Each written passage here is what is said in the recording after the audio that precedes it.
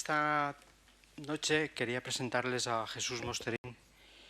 Él es bilbaíno, estudió en España, Alemania y Estados Unidos, es catedrático de Lógica y Filosofía de la Ciencia en la Universidad de Barcelona y desde 1996 es profesor de investigación del Instituto de Filosofía del CSIC, miembro del de Filosofía de la Ciencia de Pittsburgh, de la Academia Europea de Londres, del Instituto de Filosofía de París y de la Academia Internacional de Filosofía de la Ciencia.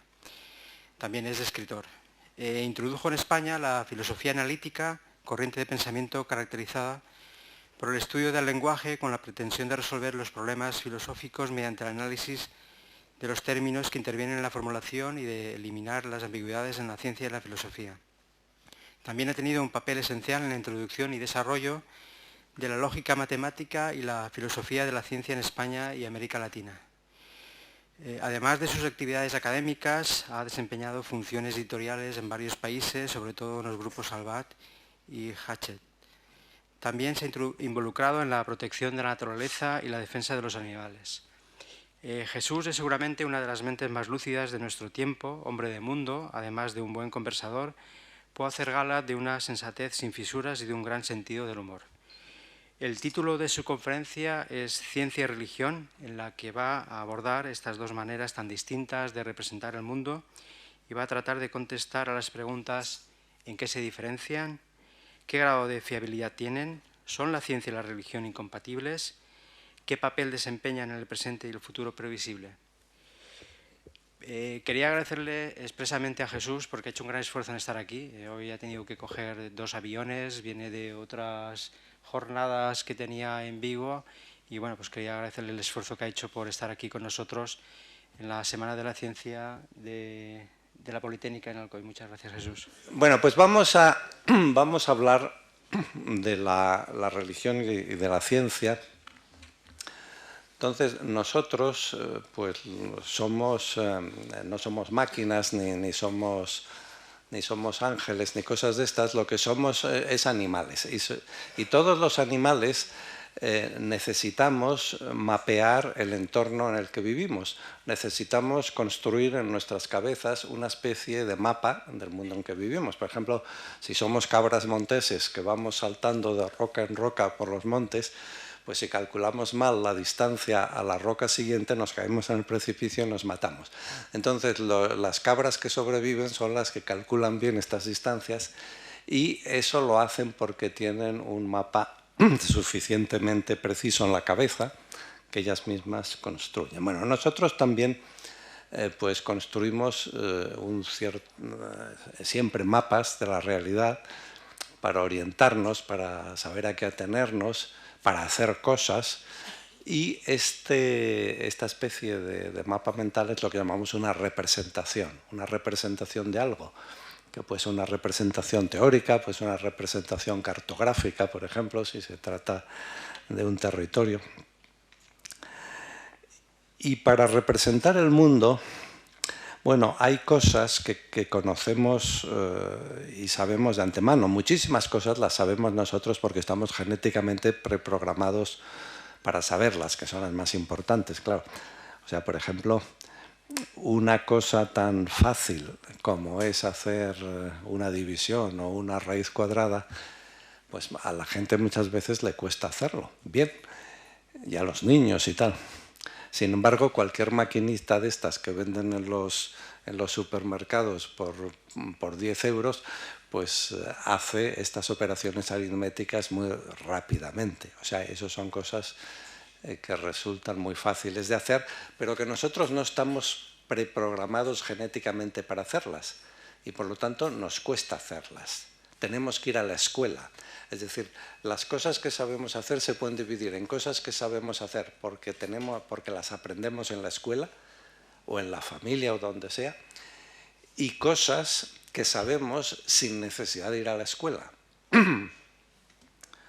que incluye, pues, bueno, entre otras cosas, el hablar, que es lo que yo estoy haciendo. O sea, a veces quizá alguno de ustedes haya oído un poco la publicidad de los maestros y tal, de que es necesario ir a la escuela para hablar o para hablar bien. Eso es totalmente falso. No es en absoluto necesario. Cualquier niño a los 2 años que oye oraciones a su alrededor, aprende y desarrolla la gramática de la lengua que oye. O sea, si un niño de aquí de Alcoy lo llevan ustedes a China, por ejemplo, pues este niño inmediatamente, al cabo de unas semanas, empieza a hablar en chino. O sea, oye unas oraciones así. Claro, si ya no es un niño, si ya es una persona, un adulto, pues entonces le cuesta bastante más. Pero el niño automáticamente es una especie de como de maduración. Así como pues cuando los niños o las niñas llegan a la pubertad se producen una serie de cambios, pues cuando llegan a los 2 años construyen gramáticas en su cerebro de lo que oyen. O sea, para hablar no hace falta ir a la escuela. Si uno quiere, por ejemplo, construir, qué sé yo, una pluma estilográfica, esto no lo sabemos hacer nosotros. Y entonces hay que ir a la escuela para aprender a construir una pluma estilográfica. Pero si uno quiere construir una cosa mucho más complicada como un ser humano, para eso no hace falta ir a la escuela. Eso es muy fácil y todo el mundo lo sabe hacer. Es decir, que hay muchísimas cosas, incluso muy complicadas y difíciles, que todos sabemos hacer. Cuando se programan las computadoras para hacer tareas, pues hay tareas que son muy fáciles de hacer.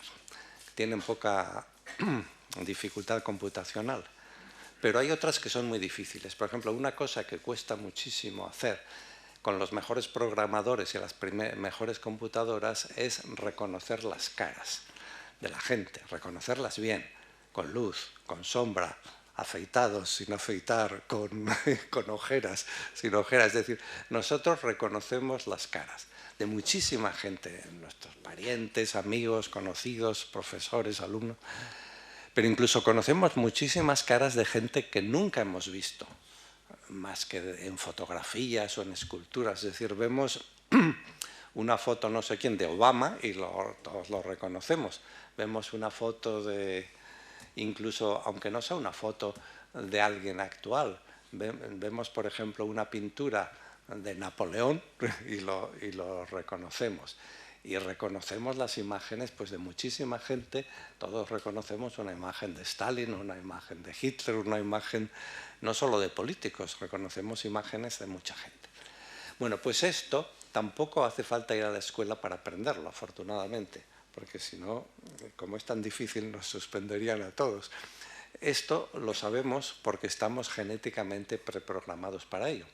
O sea, en la medida que podemos comparar nuestro cerebro pues, a una especie de computadora, nosotros tenemos en los lóbulos estos occipitales, o sea, la parte de atrás, lo de la nuca, aquí debajo, tenemos 2 zonas redondas que son unos coprocesadores específicos para calcular cabezas y caras, para reconocer caras.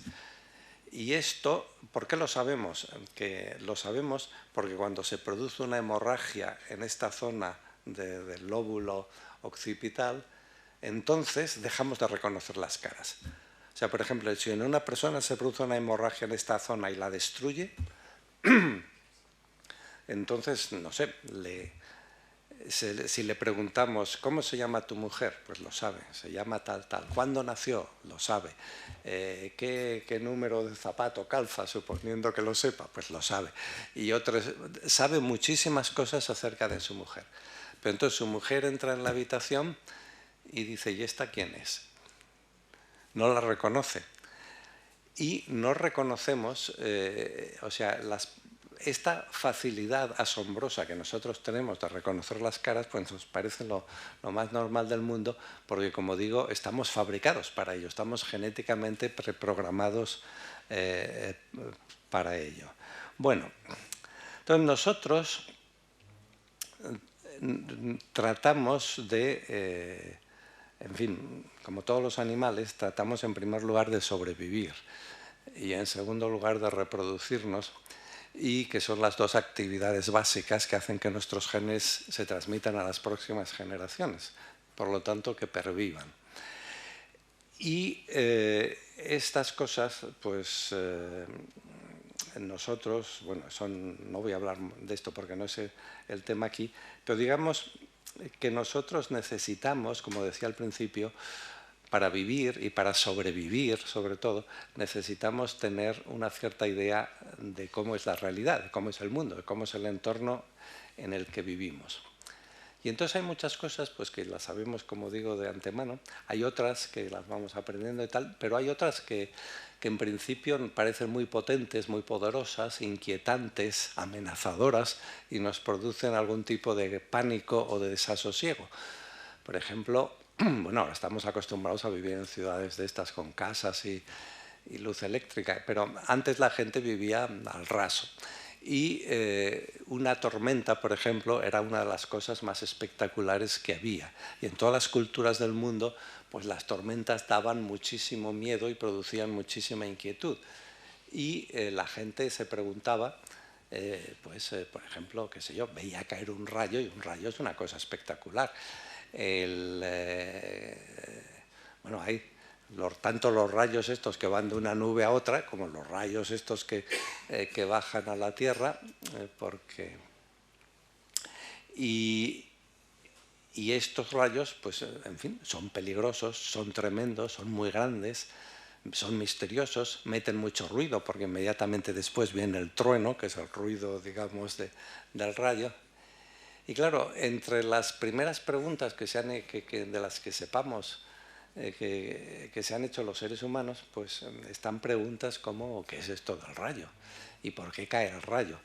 Y la gente no tiene una experiencia propia acerca, no sé, de las interacciones nucleares fuertes o débiles o cosas de estas. Pero de lo que sí tenemos todos una experiencia propia, incluso los niños pequeños, es de la acción intencional. O sea, yo ahora tengo la intención de levantar estas gafas y estas gafas pues se elevan. Tengo la intención de pegar en la mesa un puñetazo y pego un puñetazo. Y si tengo la intención, que no la tengo, pero en fin, si la tuviese de matar a alguien, trataría de matarlo. Y entonces, ¿cuál es la explicación? ¿Por qué está muerto este señor? Porque alguien quería matarlo y lo ha matado. Es una explicación intencional. ¿Por qué se han levantado estas gafas? Porque alguien quería levantarlas y las ha levantado. ¿Por qué ha caído el rayo? Pues porque alguien quería lanzar un rayo y lo ha lanzado. ¿Y por qué lo ha lanzado? Pues porque estaba enfadado.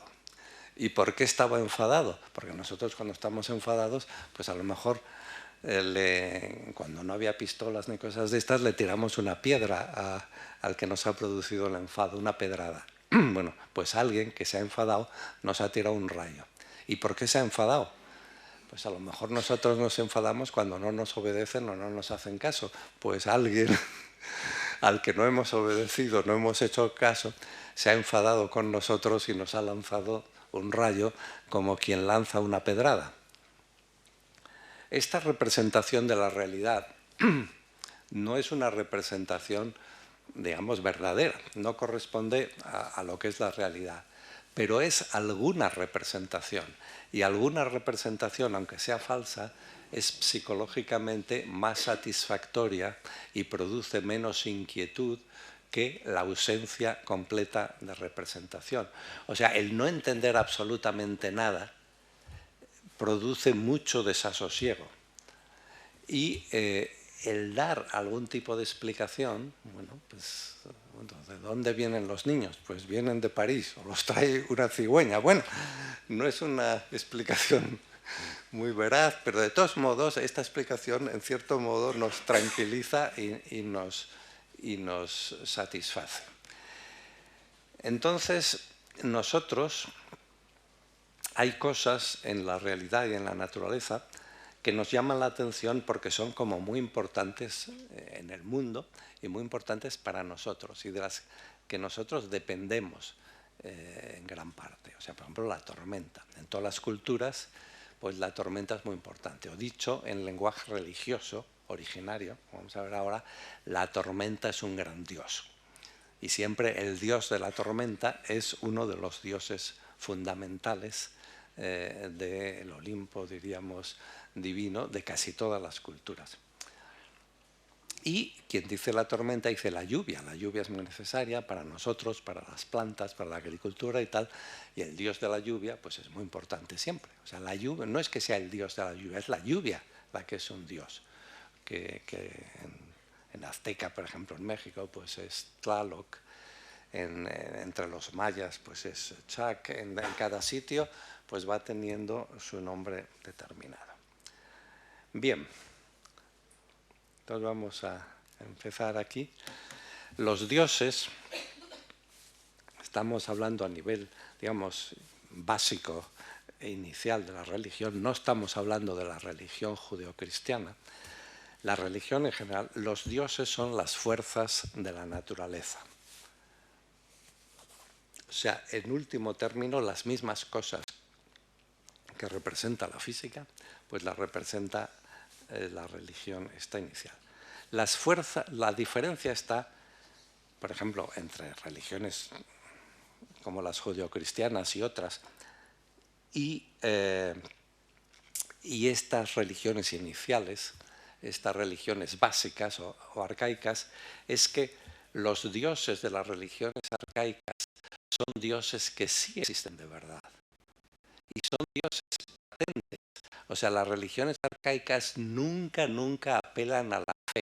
La norma católica tradicional, los concilios y los pecados, de la fe es creer lo que no vemos. Esto ninguna religión se le ocurre decir una cosa así. Las religiones consisten en relacionarse y orar y en hacer la pelota a los dioses que existen, que son los dioses que se ven, son los dioses visibles, son los dioses patentes. Y cuando miramos al cielo, por ejemplo, durante el día, ¿qué es lo que más se ve? Pues lo que más se ve es el sol. ¿Y cuál es el sol? ¿Cuál es el dios principal en casi todas las religiones del mundo? El sol. Entonces, el sol, además es verdad que es un gran dios y además es verdad que dependemos completamente de él. Nosotros, por ejemplo, pues respiramos, en definitiva, gracias al sol, porque gracias a la energía del sol, las plantas pues, producen el oxígeno que nosotros respiramos. Comemos gracias al sol, todo es gracias al sol. No nos morimos inmediatamente de frío porque el sol calienta a todo el planeta y en especial nos calienta a nosotros. O sea, si el sol se apagase, la luz tarda 8 minutos en llegar del sol aquí, pues en 8 minutos nos moriríamos todos, de golpe. Y todos los seres vivos y todas las plantas, o sea, el planeta se convertiría en un cementerio. Entonces el sol es muy importante para nosotros. Y como digo, el sol es un dios, pero es un dios patente. Es un dios que evidentemente existe. A nadie le vamos a decir, tienes que tener fe y creer en el sol, pero joder, estás ciego, ahí está el sol. Y bueno, y por la noche, pues la luna, ¿no? Vemos la luna, ¿cómo que fe? Ahí la tienes, la luna. Etcétera. Y quien dice eso, pues dice la tormenta, y dice el rayo, y dice la fuerza, y dice el amor, y dice todo lo que todas estas cosas existen, y todas estas cosas son dioses.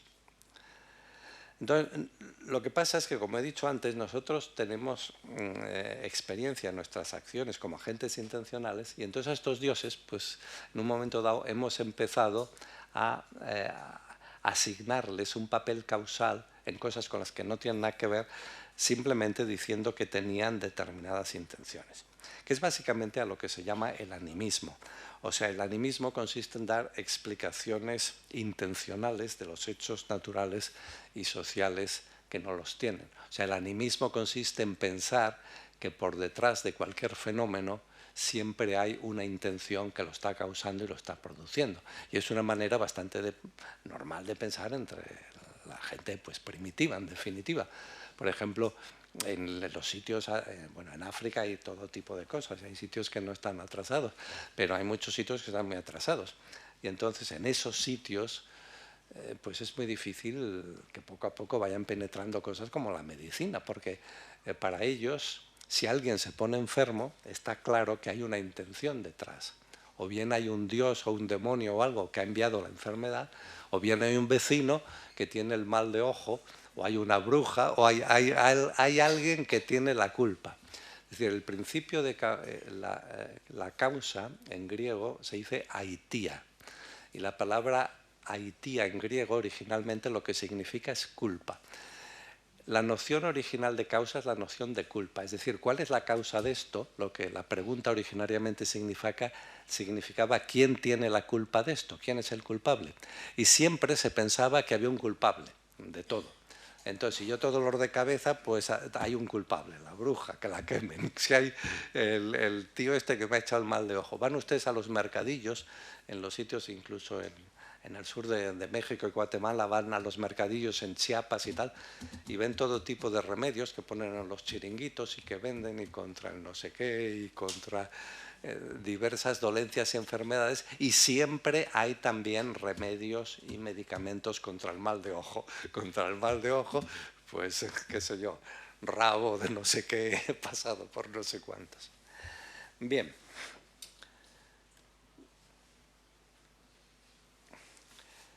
Y luego, pues hay las cosas que son importantes en un momento determinado, en una situación determinada, pues también son dioses, como por ejemplo cuando en el Paleolítico nuestros ancestros vivían de la caza, pues entonces para ellos eran muy importantes los animales. Por un lado, se los comían, si podían. Por otro lado, tenían que evitar ser comidos por ellos. Por otro lado, cuando se los mataban y los comían, tenían mala conciencia y tenían miedo de que entonces esos animales, que también eran dioses, los castigasen. Y entonces tenían unos complicados mitos y liturgias que no conocemos, porque solamente conocemos bien estas cosas desde que hay escritura, y ahora estoy hablando de unos momentos anteriores a la escritura, que todo lo que tenemos son restos arqueológicos y cosas de estas. Pues, como digo, había que, a los animales a los que se cazaba había que aplacar, o sea, se cazaba, por ejemplo, a un bisonte, pero al mismo tiempo se pedía perdón al dios bisonte y se le hacían ceremonias de homenaje para aplacarlo. Al mismo tiempo era una gran tragedia porque nuestros ancestros, pues si trataban de cazar y no lo conseguían porque había poca caza, pues ellos tenían que propiciar, tenían que hacer cosas y ceremonias para que a estos animales les fuese bien y se reprodujesen mucho. Y bueno, y nosotros, los primeros testimonios que conservamos de esta cultura, digamos, religioso-artística, como la queramos llamar, pues son las pinturas en Europa, por ejemplo, las pinturas rupestres. Entonces, en Europa las pinturas buenísimas, rupestres más antiguas que conocemos son las de la cueva de Chauvet, de hace unos 31.000 años, y algo más, 31.000, 32.000, 33.000, de la cultura auriñaciense, y luego de la cultura magdaleniense más reciente, de hace pues 15.000, 17.000, 18.000 años, pues también hay pinturas como las de Lascaux en Francia o las de Altamira en Cantabria, en España, etc. Y también conocemos, porque algunos pueblos y tribus, algunas de los bailes y ceremonias para aplacar a los animales cazados. Aquí tienen ustedes, por ejemplo, leonas representadas en la cueva de Chauvet. Fíjense ustedes en lo bonita que es esta pintura. Fíjense ustedes en lo bien pintadas que están estas leonas. Es que aparte de ser guapísimas, es que tienen una vivacidad y les brillan los ojos, tienen la boca. O sea, quien pintó esto, pues evidentemente era un gran pintor. Lo que pasa es que seguro que no pretendía hacer una exposición de pintura, porque entre otras cosas lo pintaba en lo profundo de una sala oscura, de una cueva, a la que era muy difícil llegar arrastrándose durante un gran espacio y llevando antorchas y tal, porque allí no se veía nada. O sea, un asunto muy misterioso. Si yo decía antes que apaguen un poco las luces aquí, imagínense ustedes, estos que pintaban estas maravillas, las pintaban en completa oscuridad, solo con una especie de cosa echando un poco de fuego al lado, una pequeña antorcha. Estos son caballos de la cueva de Chauvet, de esta misma cueva en Francia, digamos, en el sureste de Francia, por el norte de la Provence. Y estos caballos, pues también, pues lo mismo, fíjense ustedes, qué bien pintados que están. Y hacían también pues sus ceremonias estas para los caballos. Este es de Altamira, este es un bisonte y bueno, pues también un bisonte muy bien pintado. Y estos animales eran los que más trataban de cazar, los bisontes, los caballos, en fin. Los leones no, desde luego, pero había leones, claro. Y había hienas y había, o sea, la relación esta de cazar, una relación mutua y simétrica. Se cazaban unos a otros y estos ancestros nuestros, pues por un lado, estaban muy preocupados de cazar y estaban muy preocupados de no ser cazados. Vivían ahí en el filo de la navaja. Este es un yaqui. Esto es una foto que he hecho yo, viendo al yaqui este. Los yaquis que viven en el norte de México, en el noroeste de México, pues estos cazan y cazaban y siguen cazando a los ciervos. Por eso verán ustedes que este yaqui lleva una cornamenta de unas astas de ciervo en la cabeza. Y está bailando. Y está bailando lo que se llama, en México le llaman la danza del venado. Porque ellos no dicen ciervo, porque claro, como ellos no pronuncian la C, lo pronuncian igual que la S, tienen un problema de confusión semántica entre siervo y ciervo. Entonces, para no como si uno dice, por ejemplo, pues en casa tengo 3 siervos, no se sabe si son de los que tienen astas o no. Entonces lo que ellos dicen es, para ciervo dicen venado. Bueno, entonces los venados. Pues esto es la danza del venado. Entonces en esta danza, los que la danzan se identifican tanto con el ciervo, con el venado, que ellos son un ciervo y son un venado. Y entonces, como los han matado y los han cazado, ellos sufren muchísimo. Y entonces gritan y se revuelcan y se retuercen por el suelo de dolor. Y entonces realmente están identificándose con el dolor que ellos mismos le han producido al venado en esta relación, al mismo tiempo pues de querer comerse al venado, pero de tener mala conciencia y pedirle perdón, digamos, identificándose con él. Porque siempre estos dioses tenían, por así decir, un dios único de la cosa, o sea, el dios venado. En Egipto antiguo el dios gato, por ejemplo, que era Bastet, un dios gato, pero luego había cada uno de los gatos, que había muchísimos en el México antiguo, y cada uno de ellos era un dios también. Por eso los gatos, cuando se morían, los embalsamaban. O sea, de la antigua cultura egipcia se conservan muchísimas momias y la mayoría no son de hombres y mujeres, mucho menos de faraones, claro, que no había tantos. La mayoría son momias de gatos. Bueno, este yaqui está, por así decir, participando en esta ceremonia.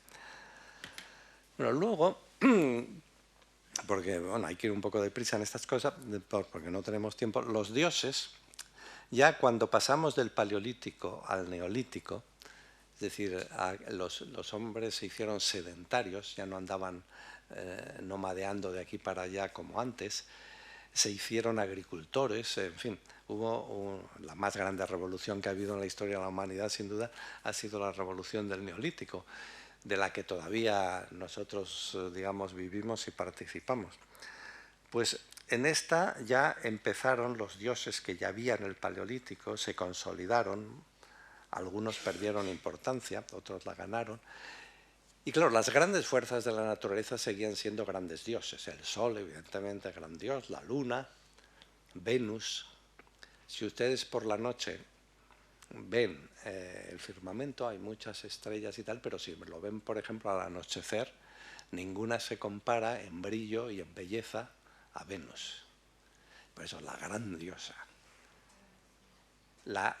En la cultura sumeria, que es la primera cultura urbana que conocemos, el primer mito religioso que conocemos es el mito de Inanna.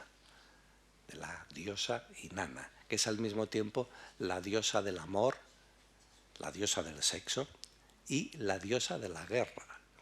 O sea, es en definitiva la diosa de la energía. La diosa Inanna es la que da fuerza y da energía y pone, digamos, excitados y cachondos y lo que haga falta a todo el mundo. La diosa Inanna, que era la diosa más importante, y era la diosa de Uruk, que es la primera ciudad que existe y la ciudad más importante de Sumer. Entonces, cuando luego los sumerios fueron sustituidos en el dominio por los acadios y por los babilonios, y entonces se convirtió Inanna en Ishtar, la diosa de Babilonia, la puerta de Babilonia, que seguía siendo la diosa del amor y la guerra. Luego, entre los griegos que fueron por allí, aprendieron que la diosa de la belleza y del amor y tal, pues era esta que había sido Inanna y luego Ishtar, pues que era Afrodita, la llamaron los griegos. Y luego cuando los romanos se pusieron en contacto con los griegos, pues la llamaron Venus. Pero Inanna, Ishtar, Afrodita, Venus son nombres distintos para la misma diosa, que entre otras cosas es la diosa de la belleza. Y cuando uno mira el cielo nocturno, ¿qué es lo más bello que encuentra? Venus. Y por eso en todas las culturas nosotros decimos que este es el planeta Venus, porque es el más hermoso de todos. Y los romanos le dieron ese nombre, pero los griegos también, cuando escribían de astronomía, le llaman el planeta Afrodita. Y los que inventaron la astronomía, que fueron los mesopotamios, pues le llamaban el planeta Ishtar y antes todavía el planeta Inanna. Entonces los dioses estos ya en el Neolítico solían ser a la vez un dios que representaba una fuerza o un concepto, una cierta como personalidad y un astro. O sea, por ejemplo, el dios de la guerra es Marte, pero Marte también es un astro, es el planeta este rojizo, que por eso rojizo, porque anda ensangrentado, siempre batallando y tal, pues anda siempre hecho un Cristo de sangre y tal, y por eso lo vemos rojizo. Este es Marte. Bueno, y todos los demás, no vamos a... El cielo, la tierra, bueno, en muchísimas de estas mitologías y religiones y tal, pues se dice que al principio había el cielo y la tierra, entonces el cielo y la tierra se conciben también muchas veces como una especie de pareja que hacían el amor y tenían hijos, y los hijos eran las diversas cosas que vemos, pues el mar y tal. Las historias se complicaban, entre los griegos uno de los hijos era el tiempo, Cronos. Pero entonces era un mal hijo porque lo primero que hizo es comerse a sus padres, lo cual significa es que el tiempo nos come a todos. Pues ya empezó por comerse a sus propios padres. Bien. Luego hubo una etapa algo posterior en la que ya aparte o por encima de las fuerzas de la naturaleza y de los astros y todo esto, pues la religión empezó a reflejar la estructura político-social. Y entonces, así como los seres humanos, pues ya a partir de un cierto momento se pusieron a intrigar y a hacer conspiraciones y a hacer guerras y a hacer revoluciones y asambleas y, en fin, a ver caudillos y a ver reyes y a ver, en fin, pues todo esto se proyectó también sobre el mundo este divino. Y entonces pues, había la asamblea de los dioses en todas estas religiones de las que he hablado, y entonces la asamblea de los dioses elegía o simplemente uno, como era el más fuerte, pues se imponía allí, y acababa viendo un rey, un dios, perdón, que no solamente era un dios, pues como todos los dioses, muy importante y tal, sino que este dios tenía una especie de primacía política, era el rey de los dioses, el que ejercía su soberanía sobre los demás. Y lo mismo las ciudades mismas, que eran los estados, entonces diríamos las ciudades, tenían su dios. Por ejemplo, Palas Atenea era la diosa de Atenas, de la ciudad de Atenas, que se llamaba Atenas por su diosa, Palas Atenea. En Mesopotamia también cada ciudad tenía su dios o su diosa, Uruk, la ciudad de Inanna, pero los mesopotamios nunca dirían que cada ciudad tenía su dios. Lo que decían era lo contrario, decían que cada dios tenía su ciudad. Y entonces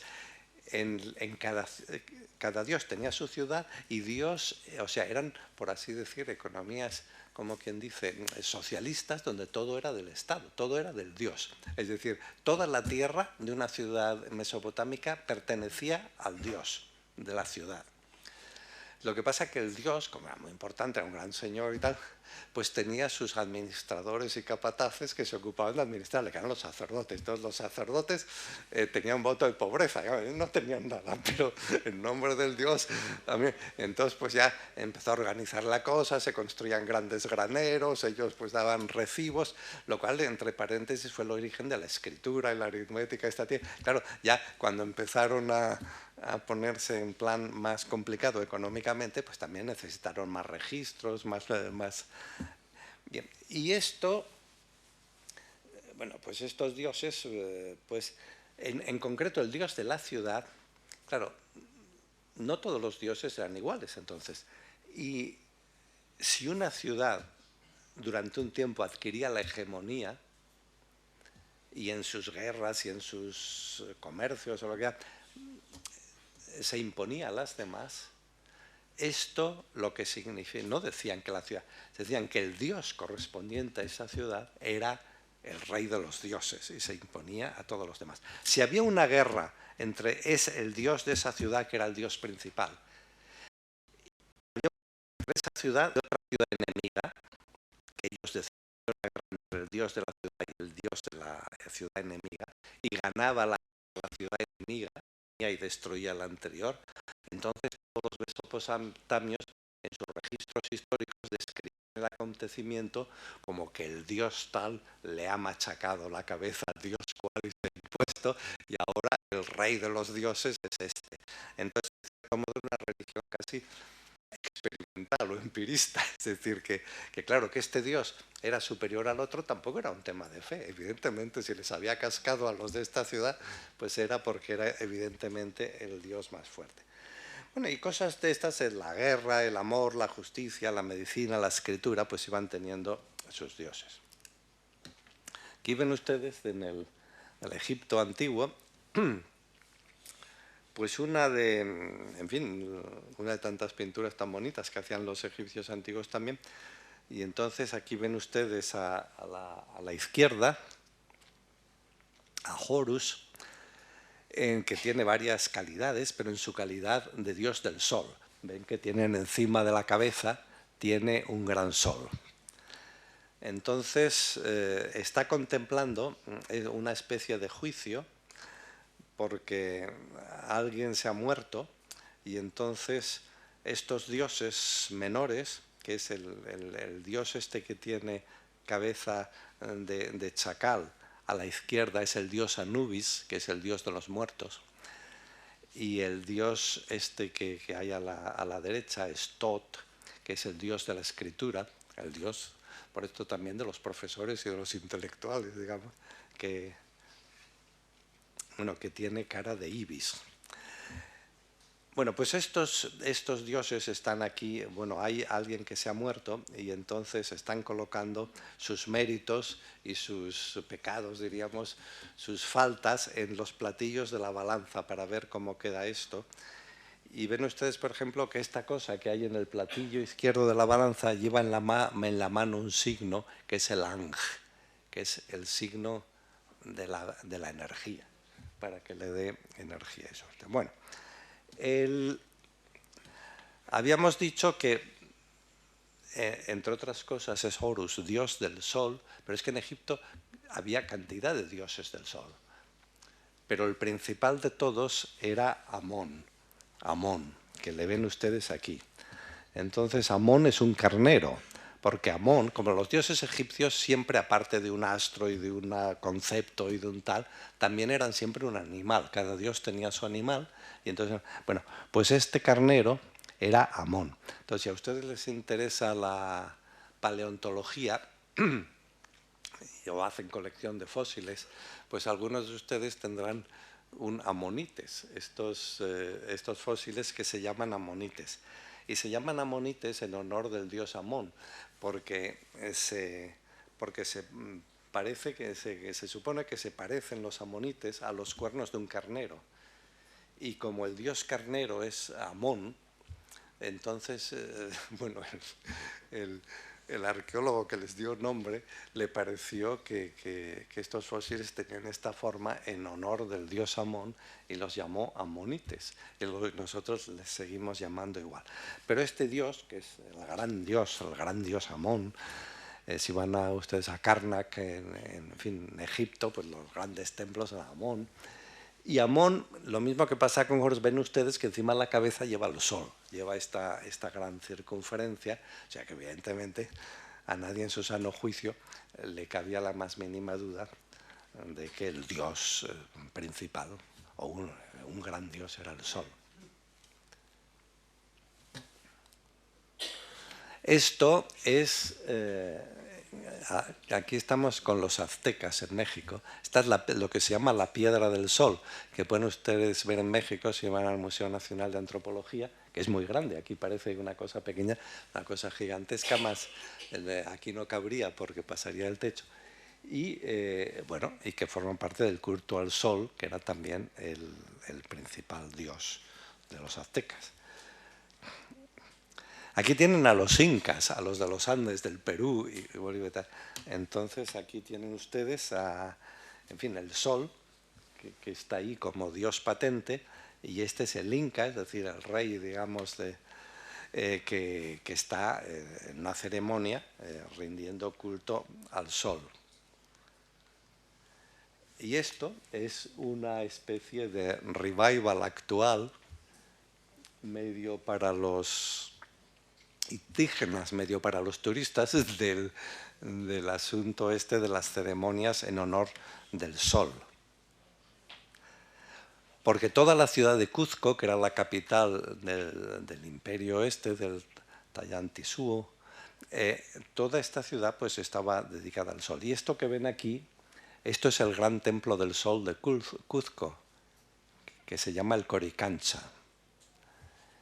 Y naturalmente lo único que es del templo original es la parte de la mitad para abajo, porque el otro es una iglesia que construyeron los españoles encima. O sea, era una táctica habitual, como esto de los dioses, pues siempre pues tampoco cambiaba tanto, incluso con los cristianos o con los árabes y tal, siempre para demostrar la superioridad de un dios sobre otro, no había mejor, digamos, instrumento que hacer que el nuevo dios le pisara al viejo y se colocara en su lugar. Entonces siempre construían el templo sobre el otro. Es decir, por ejemplo, los cristianos pues construyeron sus primeros templos sobre los romanos. Cuando llegaron los musulmanes construían su mezquita sobre los templos cristianos. Cuando los cristianos conquistaban las tierras, pues en Sevilla pues solo queda la Giralda, los demás construyen una gran catedral cristiana. Y en Córdoba pues también destruyen la parte central de la mezquita y hacen una catedral.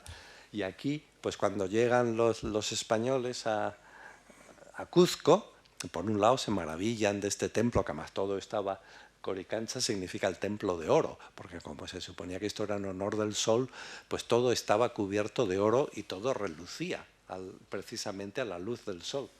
Entonces esto bueno, pues el oro lo fundieron y se lo llevaron y sobre el templo de piedra pues construyeron una catedral cristiana. Bueno, con esto, como ven ustedes, también nos hemos extendido ya suficientemente, que inicialmente pues tratamos de entender el mundo, sobre todo las cosas más poderosas o que más miedo dan o que más influencia tienen. Entonces, la primera conceptualización que hacemos de estas cosas es decir que son dioses. Y esto pues cumple a un nivel más primitivo o más arcaico un papel parecido a lo que hacemos ahora cuando hablamos de las partículas elementales, de las fuerzas elementales, y hablamos de los conceptos básicos. Bueno, esto, como hemos hablado, los egipcios, los aztecas, los no sé qué, pues para para no dejar sin mencionar al Extremo Oriente, ahora nos hemos ido a Japón. Y esta es la diosa, este es Amaterasu. Amaterasu, que es una diosa, es el sol. Y es el más grande dios también en la religión tradicional sintoísta japonesa. Y todavía ahora, oficialmente, aunque ya nadie se lo toma muy en serio, pero oficialmente en Japón lo que distingue al emperador del resto de los mortales es que el emperador es descendiente directo del sol.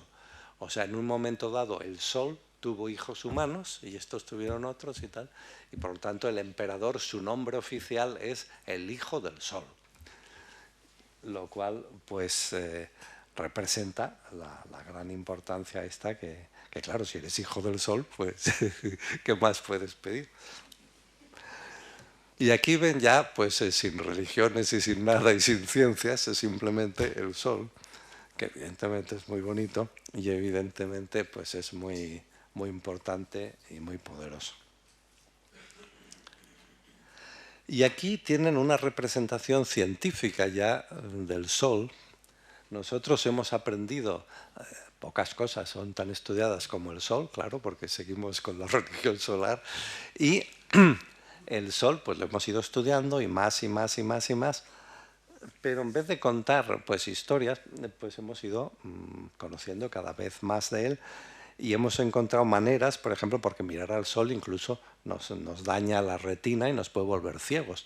Entonces, maneras de poder mirarlo y maneras de tener toda serie de instrumentos para hacer pues este tipo de fotografías, en fin, mezclando diversas longitudes de onda del espectro electromagnético para obtener esta maravilla, por ejemplo, de foto del sol. Y vemos que hay de vez en cuando unas protuberancias que las seguimos estudiando y seguimos haciendo este tipo de fotografías, todavía una más reciente, de una protuberancia que acaba de ser hace unos días, digamos, dada a conocer por la NASA.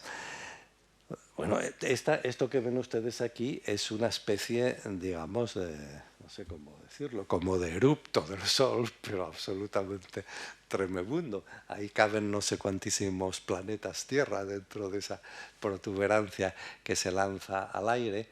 Y todo esto, pues llega hasta aquí. Hace unas semanas yo estuve en el norte de Noruega y entonces una de las cosas que quería hacer, porque siempre había tenido ganas de hacerla, es que nunca había visto una aurora boreal y entonces quería ver la aurora boreal, porque sabía lo que era la aurora boreal. O sea, el Sol constantemente está emitiendo partículas cargadas eléctricamente, o sea, está emitiendo iones y tal, y electrones y protones, emite de todo, o sea, es una especie de chorro, de surtidor, y esto llega a la Tierra. Y entonces lo que pasa es que la Tierra tiene una especie de caparazón magnético que, digamos, que lo expulsa y no llega hacia adentro. Pero a veces, cuando es suficientemente fuerte, la radiación esta solar, pues no la radiación, el flujo este de partículas, la expresión que emplean los técnicos, el viento solar. A esto le llaman el viento solar.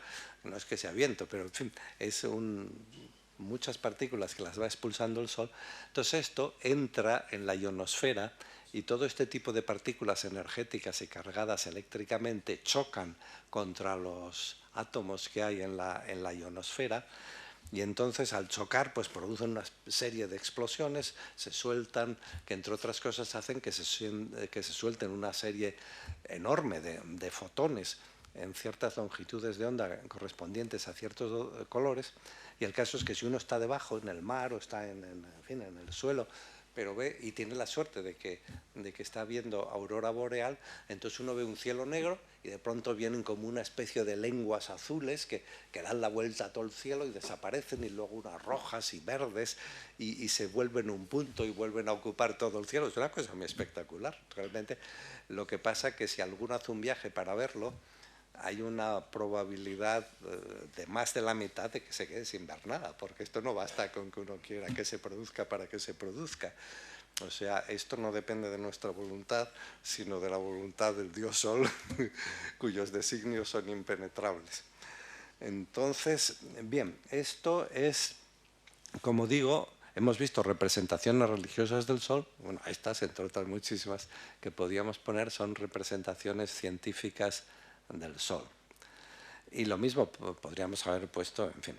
Bueno, ahora digamos algo de un tipo de religión especial, que es la religión judeo-cristiano-musulmana, o si quieren ustedes, la religión monoteísta. Esta religión es muy rara por muchas razones. Una, porque es una religión que nos dice que tenemos que creer lo que no vemos, incluso, como decía Tertuliano, credo quia absurdum.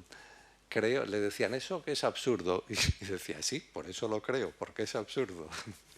O sea, lo creo porque es absurdo, credo quia absurdum. Y entonces, claro, nos dicen que creamos en cosas que ni se ven ni se detectan de ninguna manera, porque naturalmente en la ciencia también hay cosas que no se ven. Y por ejemplo, ahora pensamos que de la materia incluso que hay, pues pensamos que mucha más que la materia que vemos es la materia que no vemos, que se llama la materia oscura. Pero la materia oscura, aunque no la vemos, la detectamos gravitacionalmente. Es decir, que todas las cosas, e incluso las que no se ven, pero que son cosas que existen, ejercen una atracción gravitatoria. Entonces, claro, si yo tengo, por ejemplo, aquí este estuche, claro, bueno, esto que digo ahora es una tontería, pero bueno, si pudiera poner al lado un gran cubo de materia oscura, pues esto se correría hacia allí, porque lo atraería. Es decir, la materia oscura no se ve, ni se detecta, no emite radiación electromagnética de ningún tipo, no emite luz, ni rayos X, ni ondas de radio, ni nada, pero es atraída y atrae. Entonces, viendo los movimientos de las galaxias y los movimientos, en fin, podemos decir, esto que vemos se mueve como si aquí hubiera una especie de gran brazo que tuviera una masa de tanto. Pero no vemos nada, parece que está vacío. Entonces postulamos que hay un brazo que no se ve, pero que sin embargo atrae, que está constituido por esta materia oscura. Bueno, pero en cualquier caso, el Dios judío pues es un Dios que no se ve. Es un Dios que no es patente, sino que está oculto, en el que hay que tener fe. Pero aparte de eso, hay una emoción, que saben ustedes, en fin, así como el amor es una cosa muy bonita, los celos pues son una emoción muy fea. Y entonces los otros dioses que había visto en todas las religiones hasta entonces, pues eran dioses que tenían sus aventuras de todo tipo, incluso se mataban unos a otros, no es que fueran angelitos, pero lo que no eran celosos, no tenían celos. O sea, Cronos se comió a sus padres no por celos, y dice, iban haciendo... Pero entonces llegan los judíos, y dice, y la primera declaración de Yahvé dice, ten en cuenta que yo soy un Dios muy celoso. Y dice, el primer mandamiento es, me adorarás a mí y no adorarás a ningún otro Dios, porque yo soy un Dios celoso. Entonces, este asunto de los celos de Yahvé, que es el fundamento del presunto monoteísmo. Entonces, bueno, aunque más bien que un monoteísmo, era inicialmente una monolatría étnica.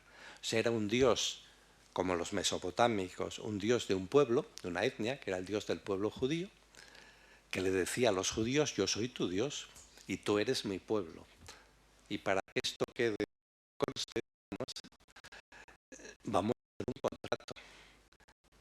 Y entonces yo te voy a poner mis condiciones y me voy a comprometer contigo a darte ciertas cosas.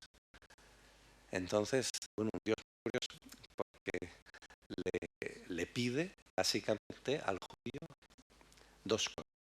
Una, bueno, que todavía se entiende, que es que le obedezca ciegamente. Es decir, a partir de ese momento deja de haber el bien y el mal. Las cosas no son buenas ni malas, ni por las consecuencias que tienen, ni por nada. Bueno es lo que Dios quiere y malo es lo que Dios no quiere. Punto. Por lo tanto, no discutas si lo que yo te mando es bueno, porque por definición lo bueno es lo que yo mando. Por lo tanto, tú obedece. La primera condición. Si obedeces, te premiaré, pero si no obedeces, caña durante toda la eternidad. Y entonces, y estaba esperando que de un momento a otro enviase un Mesías que básicamente era un liberador militar de Israel del dominio romano. Y bueno, pues esto era una situación, digamos, que no se producía, no venía el Mesías, pero este Mesías, ¿qué diablos pasa? ¿Que Dios no envía al Mesías? Y entonces pues había muchos movimientos en que en los pueblos y tal aparecía un tío que decía, pues yo soy el Mesías, o yo lo anuncio, yo tal y tal. Bueno, y entre estos pues uno fue que los crucificaban, o sea, no solo crucificaron a Jesús y a los jesusitas, crucificaron a muchos otros, por la sencilla razón que los romanos, que les importaba un bledo la religión y pasaban completamente de dioses y religiones, les daba igual lo que pensaran los judíos, lo que se tomaban muy, muy en serio era el orden público y la obediencia a Roma y el pago de los impuestos y el servicio militar y la guerra. Estas eran las cosas que interesaban a los romanos. Y entonces, mientras la gente no se rebelase militarmente contra el Estado romano, bueno, que hicieran lo que quisieran. Y en cualquier caso, no les aplicaría nunca el castigo máximo que era la crucifixión. La crucifixión en derecho romano solo se puede aplicar al delito de rebelión militar. O sea, se crucificaba a los que se levantaban en armas contra Roma.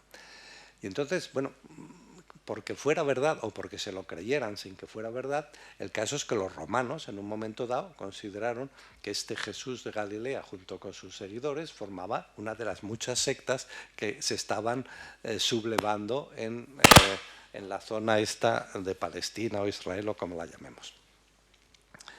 Bueno, lo que ocurrió es que entonces, bueno, estos desarrollaron los judíos este Dios nuevo, este Dios que era celoso, este Dios que no quería que los judíos, de los demás no decía nada al principio, no decía los otros me tienen que adorar a mí, no, decía vosotros los judíos, me tenéis que adorar a mí y solo a mí. Y toda la problemática giraba en torno a esto.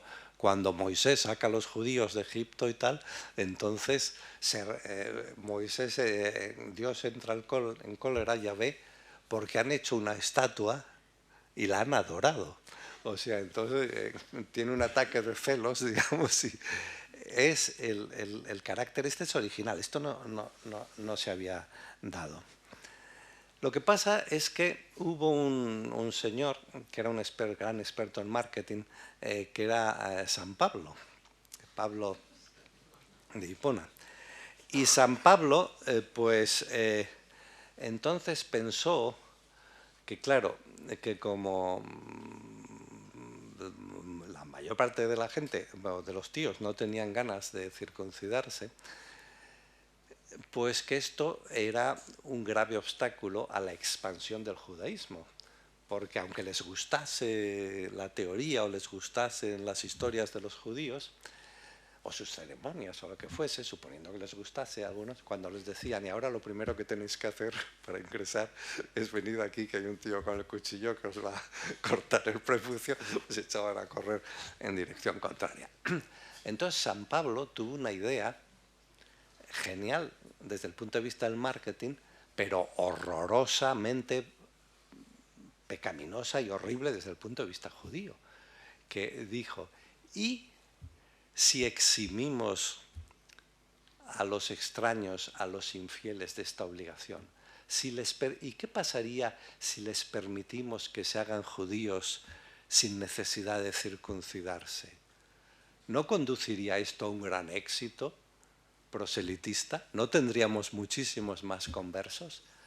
Y entonces los judíos se le echaron encima, lo persiguieron, lo metieron en la cárcel, le dieron palos, le dijeron, pero desgraciado, si el contrato que hemos hecho con Dios, lo único que nos ha pedido es esto, y tú se lo quieres negar, tú eres el diablo.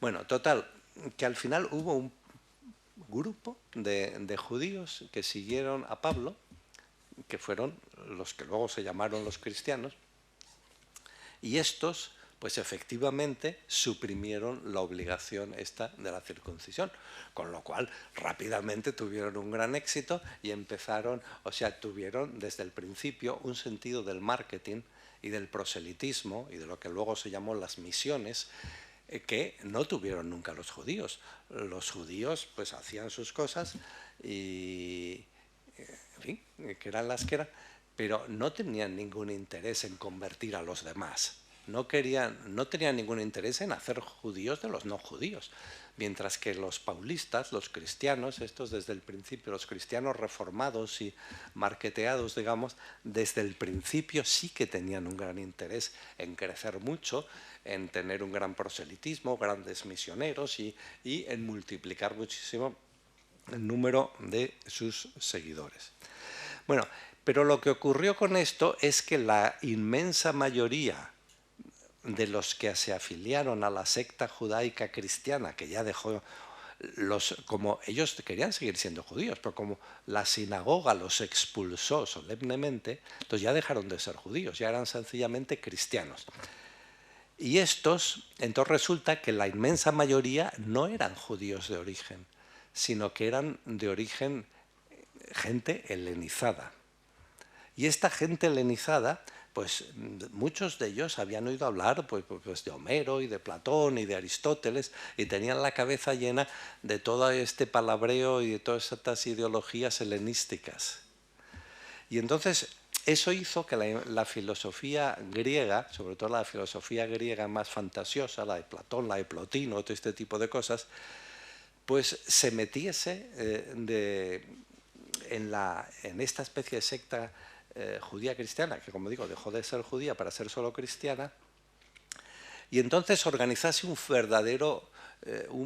verdadero cataclismo y un verdadero follón y caos intelectual.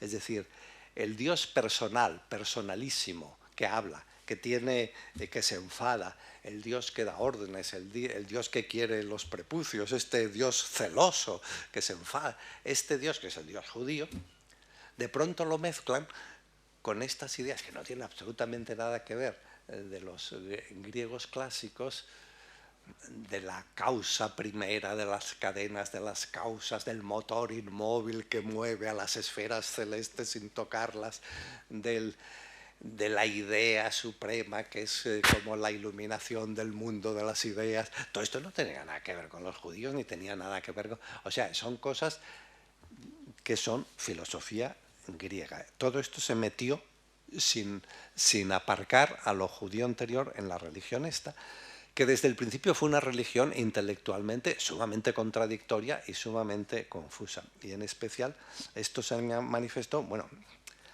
temas de estos en realidad absurdos, como el pecado original, la redención, tal que no hay en las otras religiones, y lo más absurdo de todo fue lo que más inflamó a los espíritus, que fue el tema de la Santísima Trinidad.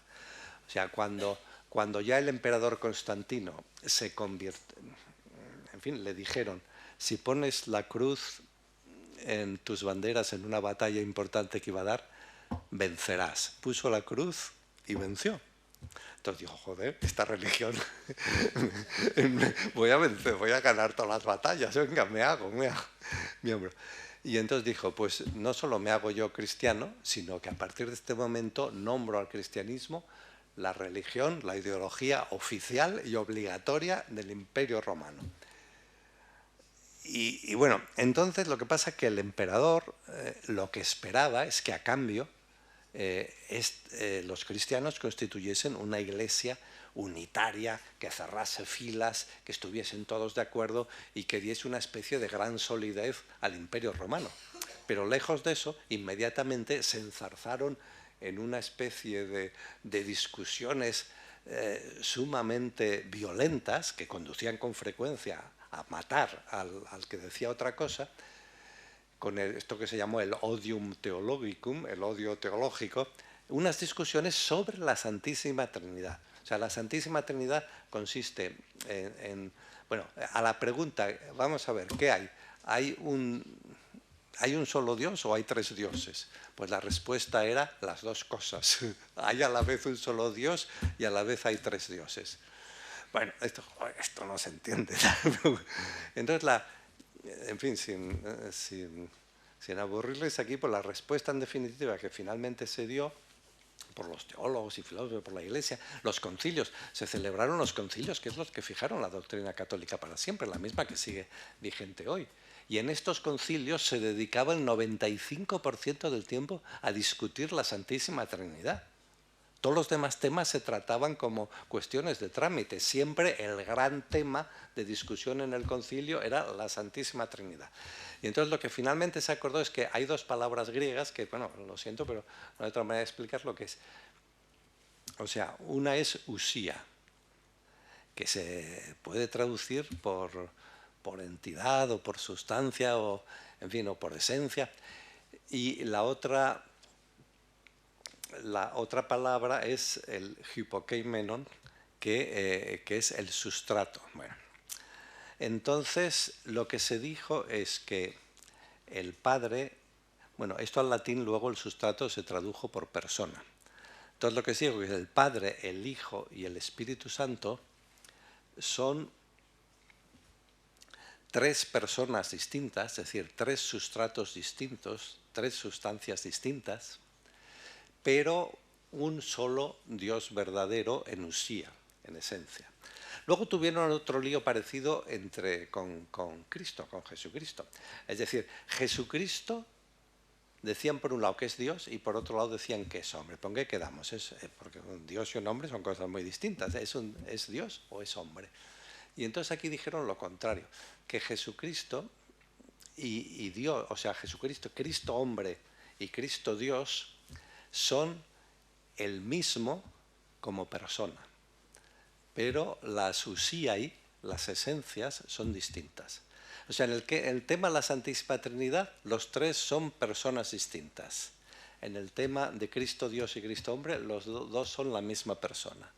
Pero en el tema de la Santísima Trinidad, las tres personas distintas son la misma esencia. En el tema de Cristo hombre y Cristo Dios, estas dos personas distintas, estas dos esencias distintas son la misma persona. Bueno, todo esto es lo que ha llevado a la expresión esta de discusiones bizantinas, porque en el Imperio Bizantino esto se discutía constantemente. Bien. Aquí ven ustedes a Dios Padre, pintado por Miguel Ángel. En fin, como en la Capilla Sistina, claro. Y aquí ven ustedes también a Dios Padre creando al hombre, a Adán.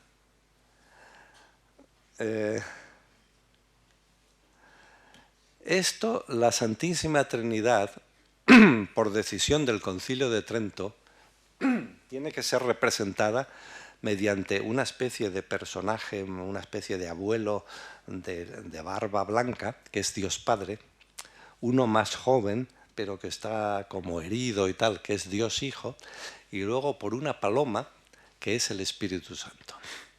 Y hay que hacerlo así, porque está ordenado por el Concilio de Trento. Pero antes no era así. Antes a la Santísima Trinidad se la representaba mediante tres dioses iguales, tres figuras iguales. Y en Europa esto desapareció, dejó de pintarse así desde el Concilio de Trento, pero no solo dejó de pintarse así, todos los cuadros donde estaba pintado de otra manera fueron quemados y desaparecieron.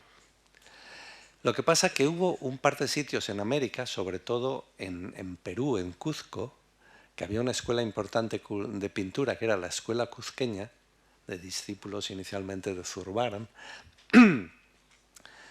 Allí lo que ocurrió es que no se enteraron de lo que había dicho el Concilio de Trento y durante un tiempo siguieron haciendo unas pinturas de estas donde la Santísima Trinidad está representada por tres figuras iguales. Yo descubrí la primera de estas pinturas en el Museo de Arte de Lima, una vez que estaba allí, y me quedé muy intrigado y me quedé con muchas ganas de buscar yo una pintura de estas, de conseguírmela si podía. Y bueno, entonces encontré un par, pero eran carísimas, muy caras y tal. Entonces, otra vez que estuve, que ya había mucha crisis y no sé qué, y que ya todo era más barato, esto pues me la compré. Y ahora la tengo en donde trabajo, que esto es la parte de arriba del cuadro, que es de la escuela cuzqueña y que lo tengo yo en mi cuarto de trabajo. Y como ven ustedes, bueno, es la Virgen tal, pero miren a la Santísima Trinidad, son 3 dioses iguales, son 3 personajes, o sea, no hay un viejo y un joven y una paloma, sino que son los 3 iguales. Bueno, ustedes pensarán, pero ¿todo esto qué tiene que ver con la religión? Y la respuesta es, no tiene nada que ver. Esto con lo que tiene que ver es con la filosofía helenística, evidentemente.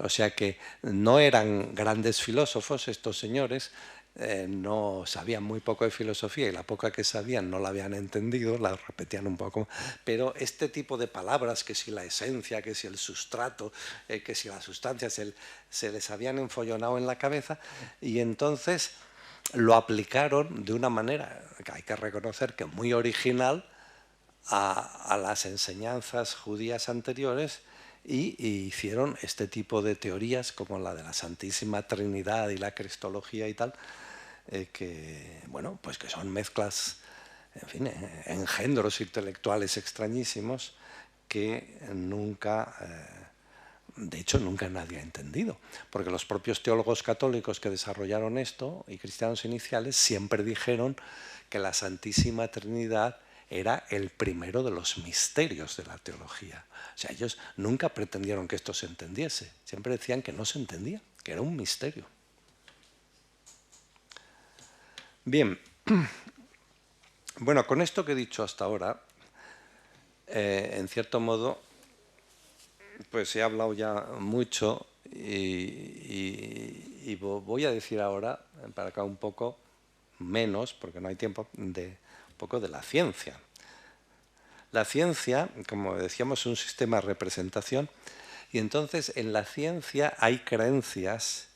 La palabra creencia no en el sentido religioso, sino en el sentido normal que usamos normalmente cuando decimos creo que va a llover o creo que, en fin, tiene 2 acepciones. Una que es la voluntaria, es decir, la creencia, elegimos lo que aceptar, la aceptación. O sea, por ejemplo, cuando si alguien nos propone una determinada hipótesis y la aceptamos, la creemos. Pero no es que nos encontremos creyéndola. Pero hay otro tipo de creencia que es aquella en la cual nosotros no aceptamos nada. La voluntad no interviene para nada, sino que simplemente nos encontramos creyendo algo. Por ejemplo, pues qué sé yo ahora pues creo que tengo un micrófono delante y no he hecho ningún razonamiento. Pues me encuentro creyéndolo. O sea, es con lo mismo que uno puede encontrarse pues teniendo calor o teniendo ganas de hacer pis o cualquier cosa. Uno se encuentra creyendo una cierta cosa. Eso no es el resultado de una serie de decisiones. Entonces, la creencia como estado en el que nos encontramos involuntariamente es el tipo de creencia humiana. Esta, naturalmente, pues no requiere metodología ni racionalidad. Pero la creencia en la que elegimos lo que aceptar, el creer cartesiano, esta sí que exige metodología y racionalidad.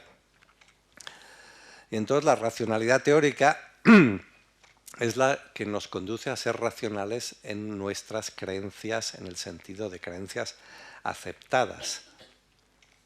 Y sus condiciones, resumiendo mucho, son en primer lugar la coherencia, es decir, que el conjunto de nuestras creencias pues tiene que ser consistente, cada creencia tiene que ser compatible con todas las demás, la clausura, es decir, que el conjunto de las proposiciones aceptadas ha de estar clausurado, lo cual significa que si uno cree una cosa y esta cosa implica otra, uno tiene que creer también la otra.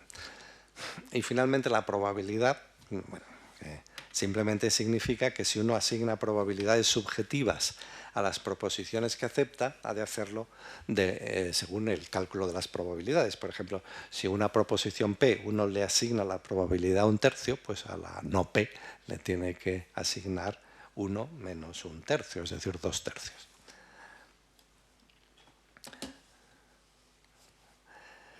Entonces, la racionalidad teórica, que es de la que estamos hablando ahora, la racionalidad de las creencias, porque hay también la racionalidad práctica, que es la racionalidad de las decisiones, que es la que estudia la teoría de la decisión. Pues la racionalidad teórica tiene estos constreñimientos formales de los que hemos hablado, que el más importante de los cuales, en definitiva, es la consistencia, pero hay que tener cuidado, porque uno puede ser racional en sus creencias, en el sentido que sus creencias sean consistentes, y sin embargo pueden ser unas creencias completamente demenciales. O sea, por ejemplo, si yo creo que yo soy Napoleón y creo que Napoleón nació en Córcega, pues tengo que creer, por la clausura de la racionalidad, que yo nací en Córcega.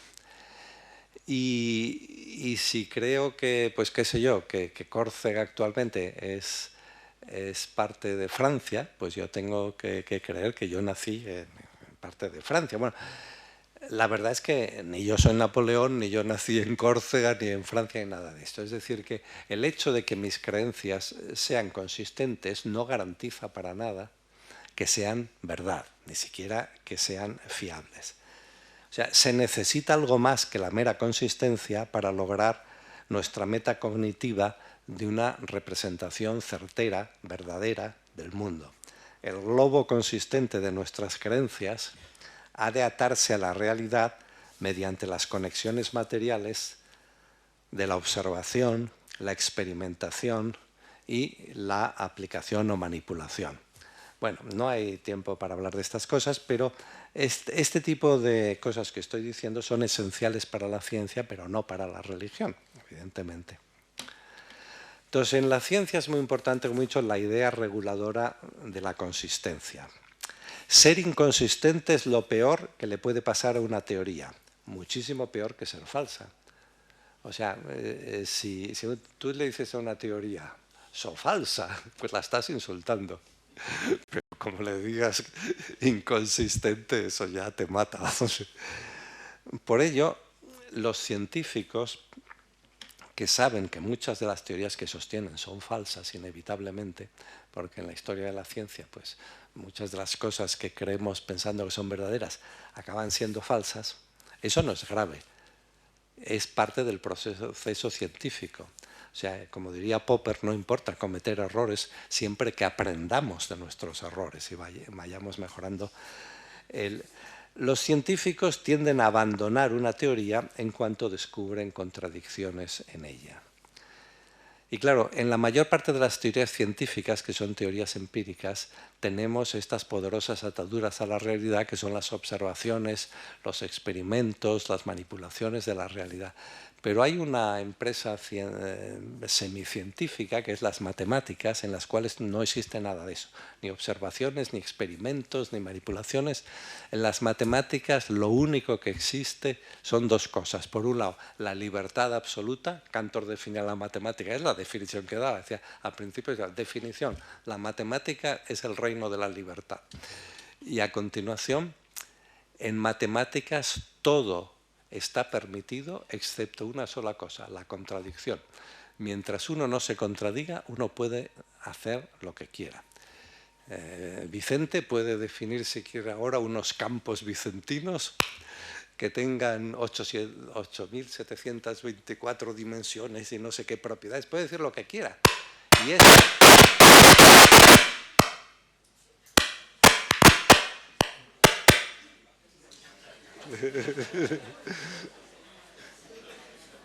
¿Qué es eso? Los dioses, los dioses. ¿Alguna inconveniencia? Es que yo no he tocado nada. Bueno, lo aparto.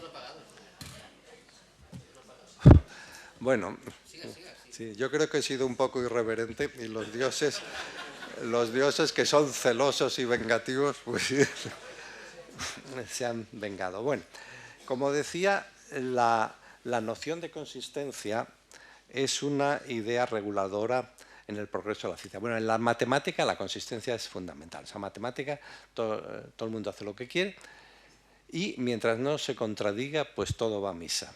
En cuanto se obtiene en una teoría una contradicción, esa teoría no es ya que se discuta, esa teoría se tira a la papelera inmediatamente y nunca jamás se vuelve a hablar de ella.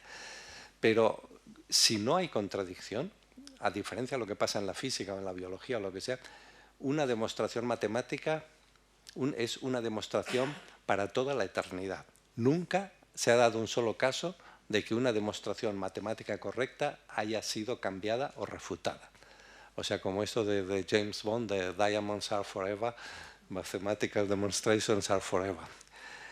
Eso no ocurre en la ciencia empírica, naturalmente. En la ciencia empírica no hay nada que sea para siempre. Todas las joyas son de bisutería y los diamonds estos pues son de plástico. Sin embargo, en la ciencia empírica, si descubrimos que una teoría o que una situación es contradictoria, hay que cambiarla. Y esto es importantísimo para el progreso de la ciencia. Por ejemplo,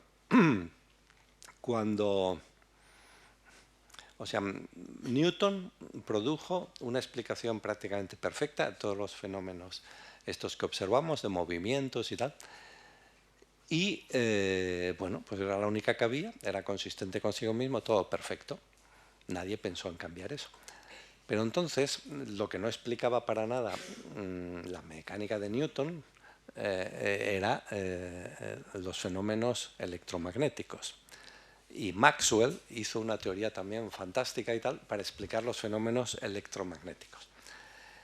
El problema era que la teoría de Maxwell no era compatible con la teoría de Newton. Entonces, las dos grandes teorías, la de Newton y la de Maxwell, la de los fenómenos mecánicos y la de los fenómenos electromagnéticos, eran incompatibles. Y entonces en las